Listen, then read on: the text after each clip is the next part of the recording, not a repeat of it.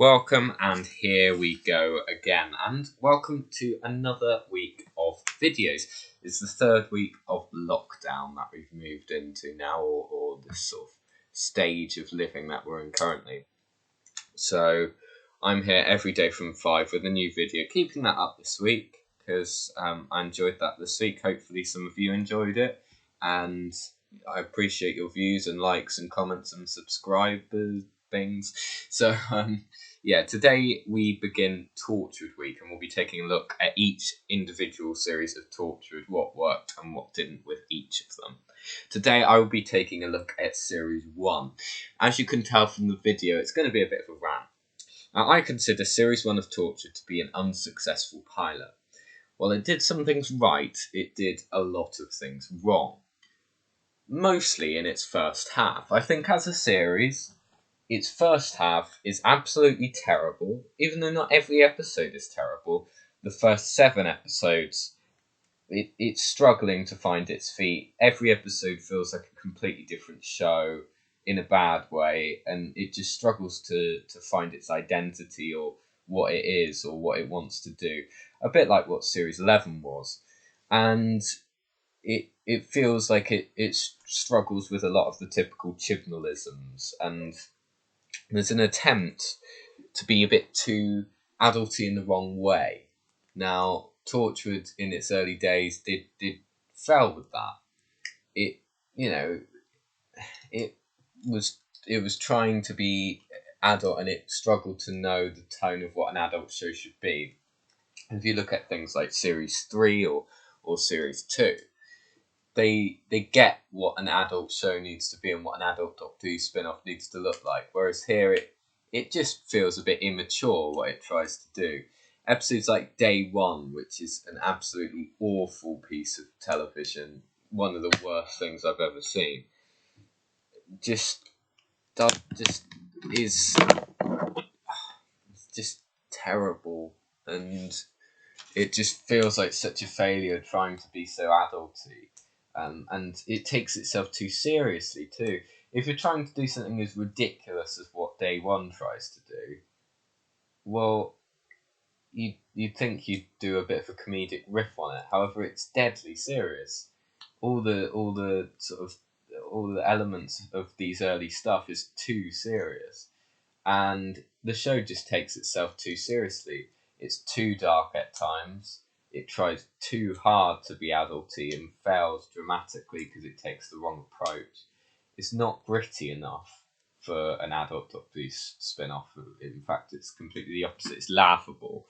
Episodes like Day 1 and Cyberwoman are absolutely appalling, laughable. Small Worlds is terrible because it feels like a completely different show to what it was trying to be in the first place, and feels like Sarah Jane Adventures episode.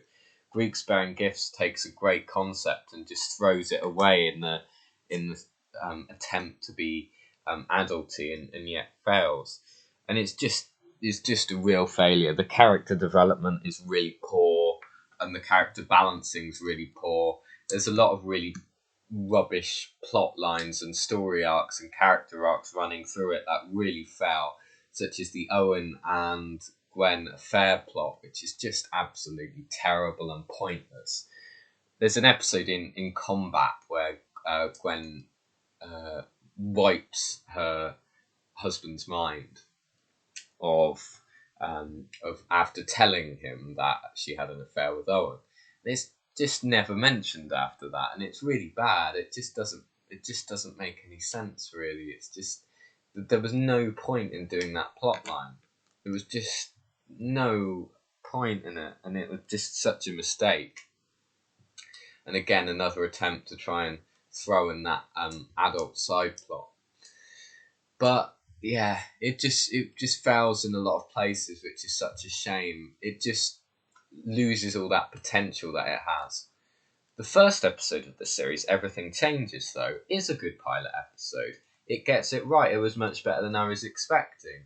It feels assured and confident, and it seems to get a lot of things right.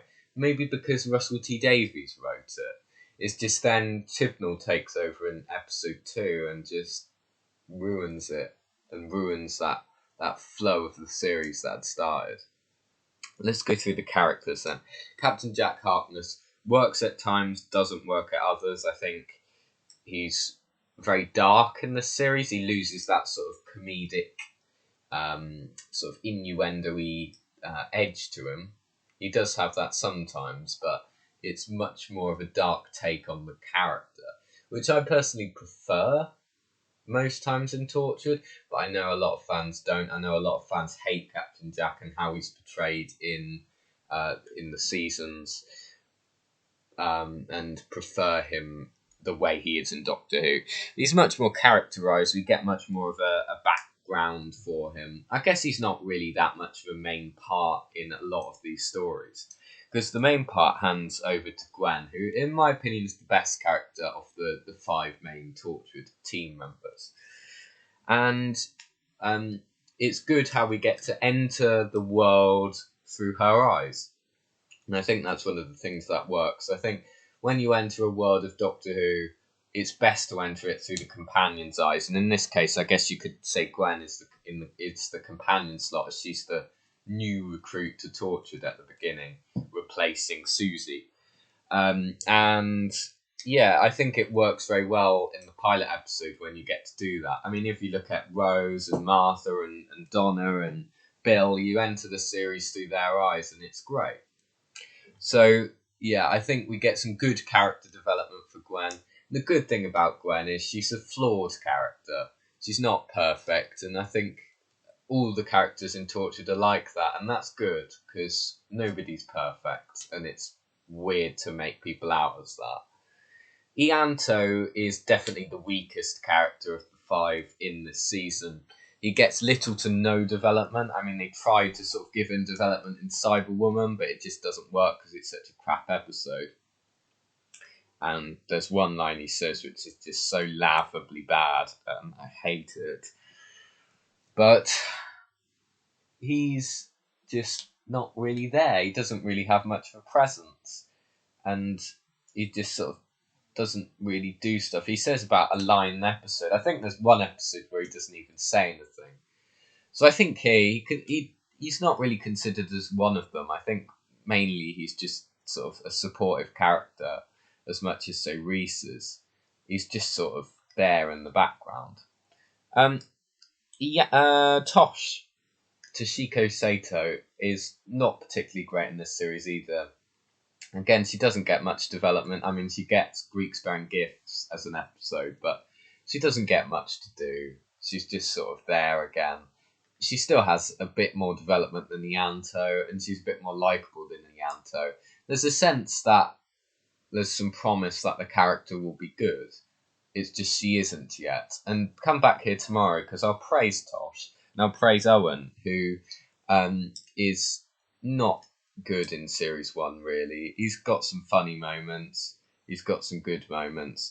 It's just he's quite annoying and he's quite unlikable, and he's not really a character I connected with in this series. I connected with him much more in series 2, but we'll go into that tomorrow. Best episodes, I'd say, are episodes like Out of Time and Captain Jack Harkness, which take the sci-fi edge of the show and bring more of a different edge to them. They bring a more of a humanity. There's no aliens in them. There's no proper threat, but it creates something quite heartfelt and emotional with it, and that's really great, because Torchwood does do that more so than Doctor Who. It does twist the sci-fi premise and turn it into something else, which is really good. I think Out of Time is my favourite of the series. It follows 3 refugees through time, and it's very effective. There's a lovely side plot with a man travelling forward in time, and he finds his son's got dementia, and it's a really emotional scene, and it's so well executed. I think They Keep Killing Susie is a lot of fun. It's a great episode. Gives us some interesting insight into Susie. Very action packed. Countryside is really good, actually. Really like it. Really gripping, really dark. Nothing original, but original for the Hooniverse. Really shockingly dark. Possibly the most dark thing in the Hooniverse, maybe, because it's all about cannibals. I guess you could say Children of Earth is quite dark too. And there's other episodes which I like. I think those are the best ones. There's episodes like Ghost Machine, Everything Changes, Random Shoes, Out of Time, which I enjoyed a lot and I think deserve some more praise than they get. Torchwood Series 1, in conclusion, is an unsuccessful pilot series. It still does some things right. It still gets the character of Gwen right and the balance between her home life and Torchwood, and still has some cracking episodes in there. But overall, it's a very mixed run of stories. There's a lot of flaws in there, and they definitely needed to take a lot of improvements and criticisms into account when they move forward, which of course they did. Come back here tomorrow from 5, where I will be talking about Series 2 of Torchwood, and I will be taking a look at why that worked a lot more successfully than Series 1, and the second chance was a hell of a lot better. Anyway, see you tomorrow. Stay safe all. Goodbye.